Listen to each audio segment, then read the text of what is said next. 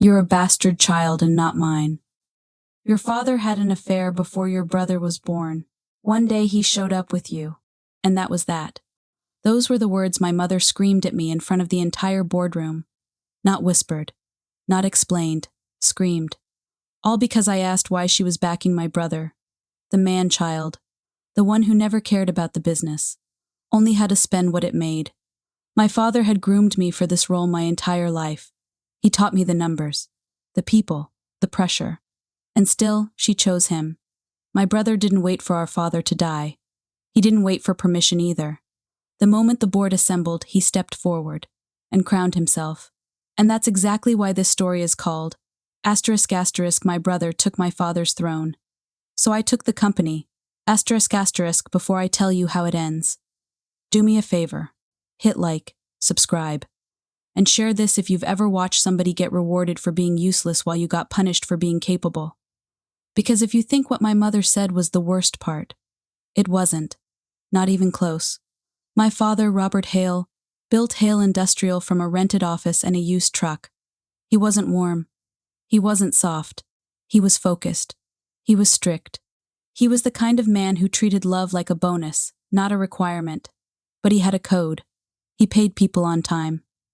He kept his promises. He never missed payroll.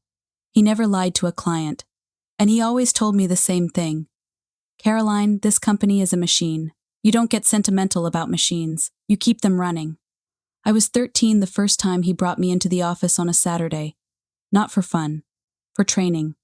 He sat me in a chair outside accounting with a stack of invoices and a calculator and said, "Find the mistakes. Don't ask for help. Don't guess. Prove it." When I found 4 errors, he didn't smile. He just nodded once and said, "Good. Again." That was my childhood. My brother Grant had a different one. Grant got a credit card at 16. Grant got a sports car at 19. Grant got figuring it out as his full-time job. He'd show up to the office twice a year. He'd slap backs. He'd call everyone buddy. Then he'd disappear again like a smoke bomb. And my mother, Vivian, treated him like he hung the moon. If Grant forgot her birthday, she'd say, "He's so busy." If I stayed late to close a deal, she'd say, "You don't need to be so intense." If Grant spent 10 grand on a watch, she'd say, "He deserves nice things." If I bought a sensible sedan, she'd say, "You live like a widow." It was always like that. My whole life. Still, my father favored me in the only way he knew how. He trusted me. He gave me the work that mattered. He put me in rooms Grant wasn't invited into. He sent me to negotiate with banks. He let me sign off on hires. He let me fire people who needed to be fired. Grant liked the idea of being heir. He didn't like the job. And my mother liked the idea of Grant being king, even if the kingdom burned down around him. Then one Tuesday morning, my father collapsed in his kitchen. A stroke. A bad one. The doctor said coma. The kind of coma that turns time into a fog. The kind where everyone starts talking like the person is already gone. I got to the hospital before my mother did. I walked in and saw my father in that bed with tubes everywhere, and for a second, I forgot every cold thing he'd ever said to me. He looked small. Grant showed up an hour later wearing sunglasses, in the hospital, at 9 in the morning. He kissed my mother's cheek, patted my shoulder like I was an employee. Then he leaned over my father's bed and said, "Hang in there, Dad. We've got it." That word made my jaw tighten so hard I thought I'd crack a tooth. The board meeting got called that afternoon. Emergency session. Succession. Interim leadership. I walked into that boardroom thinking it would be a formality. I'd been running day-to-day for years. The executives knew it. The division heads knew it. Our lenders knew it. But when I sat down, I noticed something immediately. Grant was at the head of the table. Not the seat nearest it. Not beside it. In it. Like he practiced. And my mother sat behind him. Not at the table. Just behind. Like a handler. The board chairman, Ed Durney, cleared his throat and said, "Given Robert's condition, we need stability, a single voice." I said, "That voice is already here." Grant smiled like I'd made a cute joke. Ed looked anywhere but at me.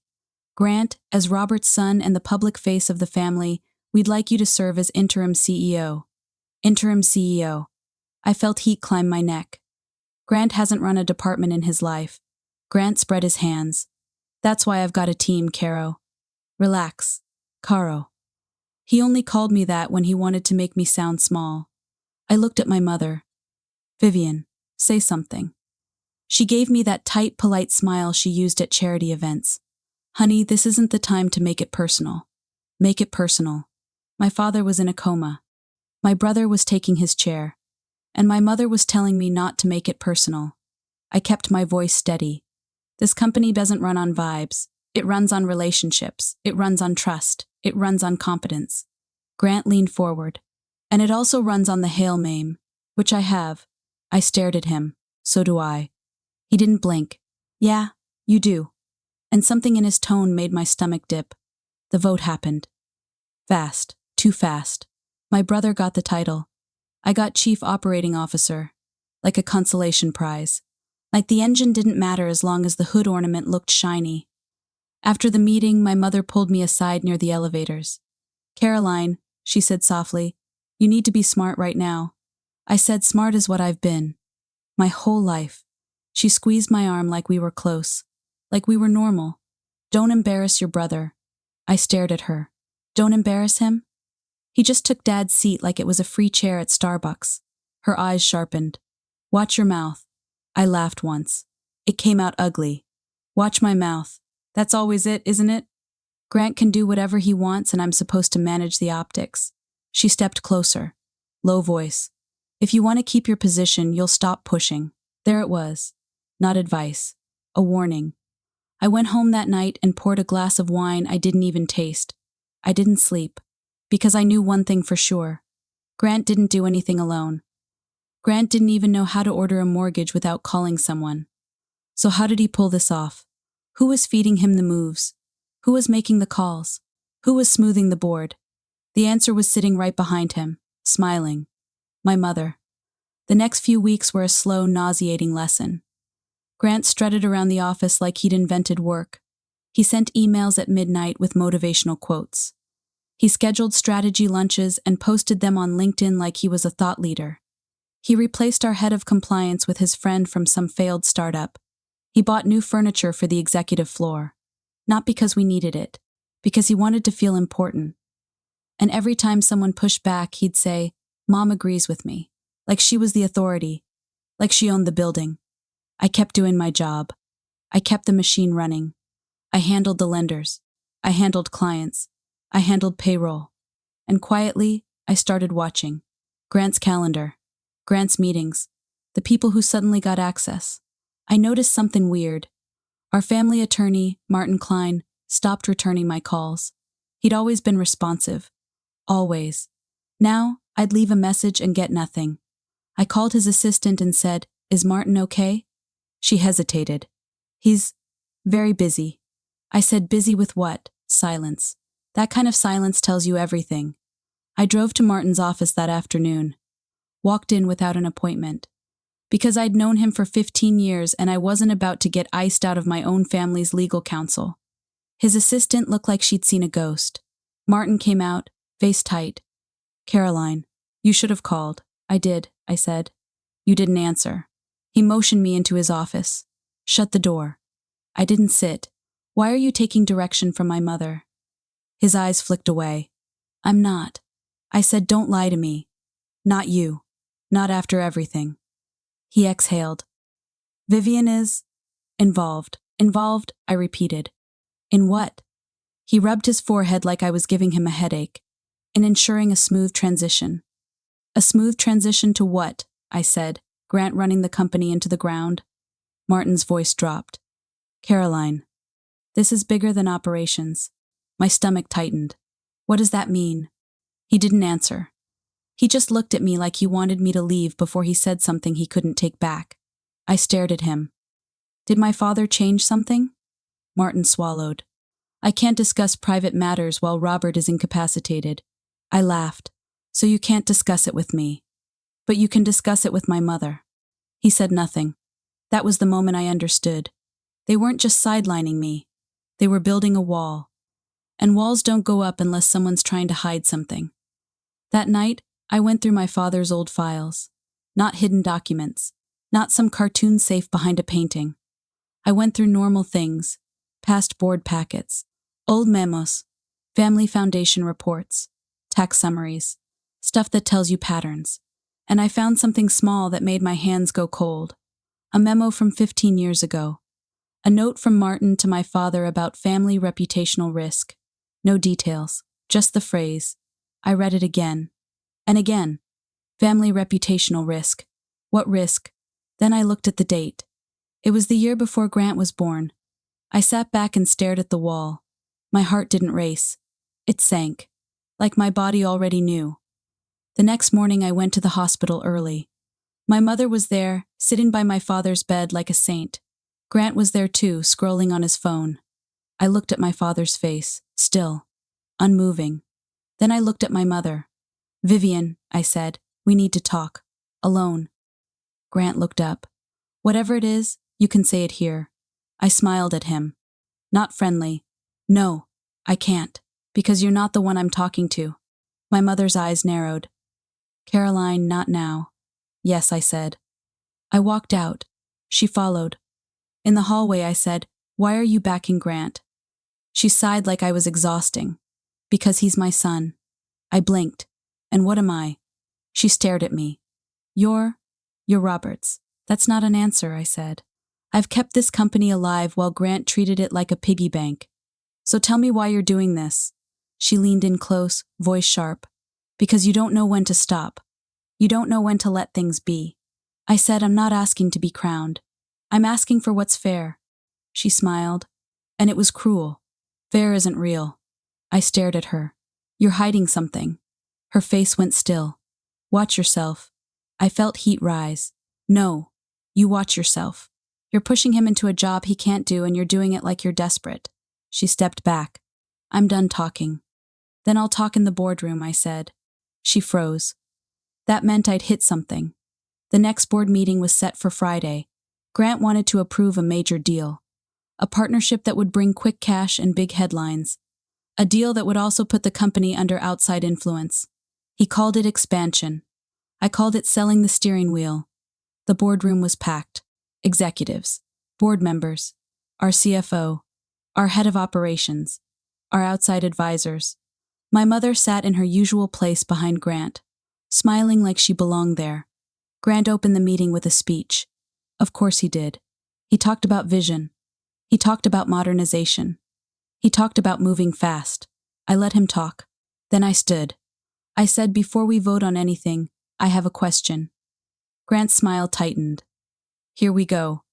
I looked at the board, then back at him. "Why is Vivian Hale acting like she's the decision maker while the person actually running operations is being boxed out?" My brother laughed. "Because Mom's smart. Unlike you, she knows when to support the family." I didn't look at him. I looked at my mother. "Vivian," I said, "why are you backing him?" Her smile didn't move. "Because I trust him." I said, "You trust him to do what?" "He doesn't even know what our debt covenants are." A couple board members shifted. The CFO swallowed. Grant snapped, "You're trying to humiliate me." I said, "I'm trying to protect the company." Grant's face flushed. "You've always acted like you own it." "I've acted like I'm responsible for it," I said. "Because I am." Then I turned fully to my mother. I said, "This isn't about business. This is personal. You're pulling strings. You've been pulling strings, and I want to know why." The room went quiet. My mother's eyes hardened, and then she stood up, slowly, like she'd been waiting for this. She looked at me like I was something she'd stepped in, and she screamed, "You're a bastard child and not mine. Your father had an affair before your brother was born. One day he showed up with you, and that was that." The room didn't just go quiet. It stopped breathing. Somebody actually gasped, out loud. My brother didn't move. He just stared at me like he'd finally gotten what he wanted. Like this was the point of the whole thing. My face went hot. My hands went cold. I heard my own voice come out steady, and that scared me more than anything. I said, "So that's it." My mother's chest heaved. "You were never mine. You were never meant to take anything from my son." My brother smirked. "Now you get it." I turned to him. "You knew." He lifted his shoulders. "Of course I knew." I stared at him. "And you let her say it. Like this." He leaned back. You were getting too brave. I looked at the board. Their faces were a mess. Shock, discomfort, some pity, some calculation. And then I did something I didn't plan. I smiled. Not happy. Not sweet. A smile that says, "You just handed me permission." I said thank you. My mother blinked. For what? I said for making it public. Grant scoffed. What does that mean? I said it means you just turned this company into a war. Grant laughed. You don't have the stomach. I stepped closer. Grant, you don't have the brain. He stood up. Watch your mouth. I said, or what? You'll call Mom. A few people flinched at that. Because now the board had seen the truth. Not just the bastard child line.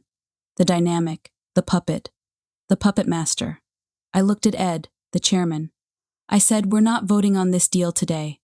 Ed cleared his throat. Caroline, given the circumstances, perhaps we should table. Grant slammed his hand on the table. No, we vote now. I looked at him. You're desperate. He leaned toward me. You're nothing. I said quietly, I ran your father's company while you played rich. His eyes narrowed. You don't belong here. I said I built this place with him. Not with blood, with work. Then I looked back at the board and said, if you vote on this deal today, you're voting under emotional duress and public instability. If you have counsel worth paying, you'll pause. That landed. I saw it. Ed called a recess. People scattered like ants. Grant grabbed my arm in the hallway. His grip was tight. Childish. You think you can threaten the board, he hissed. After what Mom said. I looked down at his hand on my arm. Then back up at his face. I said, take your hand off me before I make this physical. He blinked. He let go. I leaned in close and said, you wanted to erase me. Congratulations. You just made me dangerous. His smile was shaky now. You don't have anything. I said, I have everything. I have the clients. I have the lenders. I have the people who actually do the work. You have Mom's feelings. His face tightened. She's my mother. I said, enjoy it, because she's about to cost you everything. If you're listening to this right now, I want you to pause and leave a comment. I'm serious. Tell me. If your own mother stood in public and said something like that to you, what would you do next? Would you walk away? Or would you burn the whole lie down? Because I didn't walk away. I went to work. I didn't scream. I didn't post online. I didn't cry in a bathroom. I made calls. First call. Our largest client. A man named Howard Sills. He'd worked with my father for 20 years. I said, Howard, it's Caroline. I need you to listen. He said, I heard there was a blow-up. I said there was. And Grant is pushing a deal that will put your contract at risk. Howard didn't hesitate. What do you need? I said, I need you to pause any expansion commitments until the board confirms authority. Howard said, done. Second call. Our lead banker. I said, we have a leadership instability issue and a potential governance dispute. I kept it clean. Professional. The banker said, understood. We'll require board confirmation and updated signatures before any new debt. Third call. Our head of internal audit. I said, I want a review of all executive expenses since Grant took interim. She said, that's unusual. I said, so is getting crowned while your father's still breathing. She said, understood. Then I called Martin Klein again. This time he answered. He sounded nervous. Caroline. I said, now you pick up. He said, you shouldn't have forced that confrontation. I said I didn't force it. Vivian did, and you've known the truth for years. Silence. I said I want to know something. Is Grant's interim role actually clean? Or did Vivian push something through while my father's incapacitated? Martin's voice dropped. Caroline, you need to be careful. I smiled. No, you do. Then I said, if you don't tell me, I'll subpoena you. He inhaled sharply. I said, and if you think I can't, you're underestimating me the same way my family did. Martin swallowed. There's a trust structure. I said, say it. He hesitated. Then, Vivian has influence over the family voting trust while Robert is incapacitated. There it was. Not hidden documents. Not magical paper. A structure. A lever. I said, so she's been running this. He didn't deny it. I said, and Grant's been her mouth. Martin said, Caroline, it's complicated. I laughed once. No, It's simple. She picked her child, and she's willing to destroy the company to do it. I hung up. Over the next 10 days, the machine started to wobble. Not because I sabotaged it, because Grant couldn't hold it. He tried to force the deal again. The bankers stalled. The advisors asked for confirmations. The board got nervous.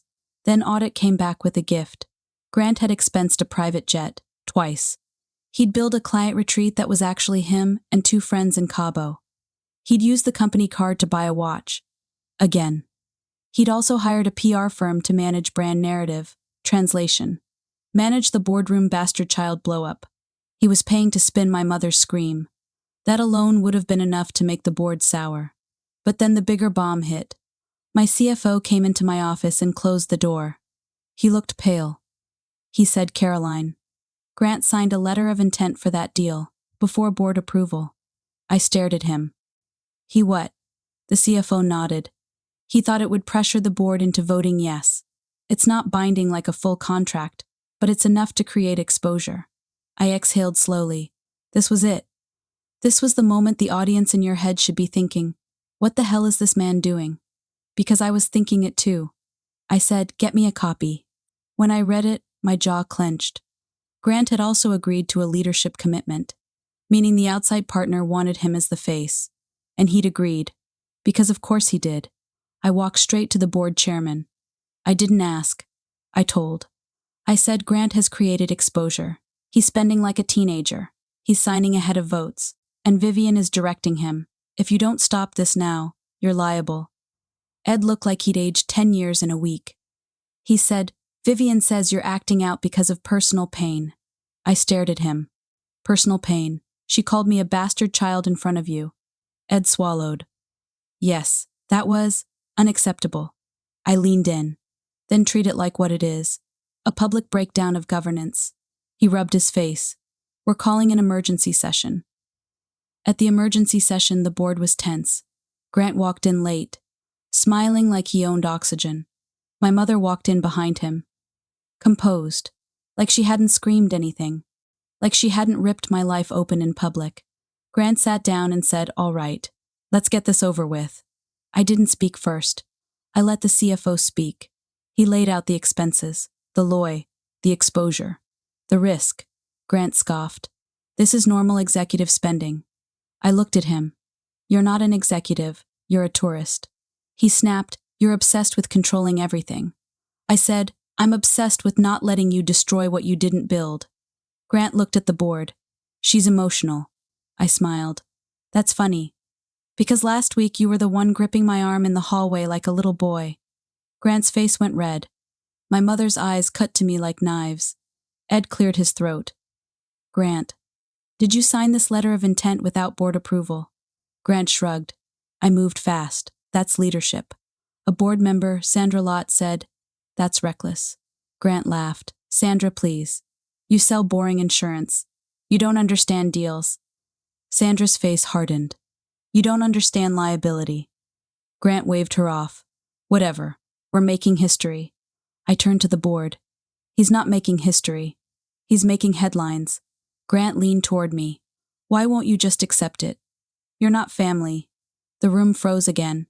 My mother's lips pressed into a thin line. Ed said, "Grant, enough." Grant smirked. "What? It's true." I nodded slowly. "Okay." Then I looked straight at my mother. I said, "Vivian, you wanted this. You wanted to make it about blood." Her eyes glittered. "Because it is."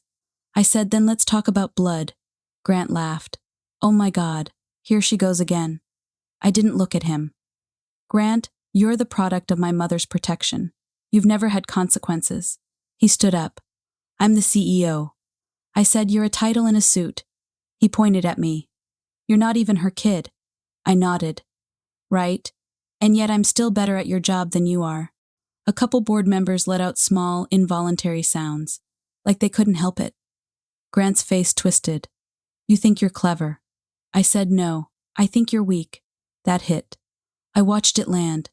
He said, "You don't scare me." I said, "You should be scared of paperwork, because that's where you're stupid." Then I slid a folder across the table. Ed frowned. "What's that?" I said a summary of Grant's unauthorized commitments and the exposure they created, and a copy to our lenders, and a copy to our outside counsel. Grant's smile vanished. You sent that? I said yes. He leaned in, voice low and vicious. You're trying to ruin me. I leaned in back. You ruined yourself. I'm just not cleaning it up. Ed looked at the papers. His hands shook slightly. Sandra said, we need to remove him. Grant slammed his palm on the table. You can't. I said, watch them. Grant swung toward my mother. Mom. And that right there. That single word. That was the whole story in one syllable. My mother stood up. Grant is staying. Sandra stared at her. Vivian, you don't have a vote. My mother's voice sharpened. I have influence. I said quietly, not anymore. My mother turned to me. You think you can win? I said, I think you already lost when you screamed the quiet part out loud. Ed cleared his throat. Grant, step out for a moment. Grant laughed. No. Ed's voice got firmer. Grant looked around. Realized he didn't have the room. Not like he thought. He stood and walked out, but not before throwing me a look like he wanted to hurt me. My mother stayed. Ed said, Vivian, this is serious. My mother said Caroline is destabilizing the company because she's bitter. I looked at her. Bitter. Or awake. Sandra said, Vivian, why are you so determined to keep him in power? My mother's face tightened. I said because he's her child, and I'm not. Sandra blinked. Is that true? My mother's jaw clenched. It's not your concern. Ed looked like he wanted to crawl out of his skin. Sandra said, it absolutely is our concern if family drama is driving governance decisions. Ed swallowed. Vivian, if what was said last week is true, it creates reputational and legal risk. My mother's eyes flashed. So now you care about reputation. I said you cared enough to scream it. Ed said, we're voting. They voted. 5-2. Grant was removed as interim CEO effective immediately. The room felt like it shifted. Like gravity changed. My mother stood there, still like someone had unplugged her. Ed looked at me. Caroline, you'll serve as interim CEO. I nodded once. Grant stormed back in. What the hell is this? Ed said, Grant, you're removed. Grant's face twisted. Mom. My mother didn't move.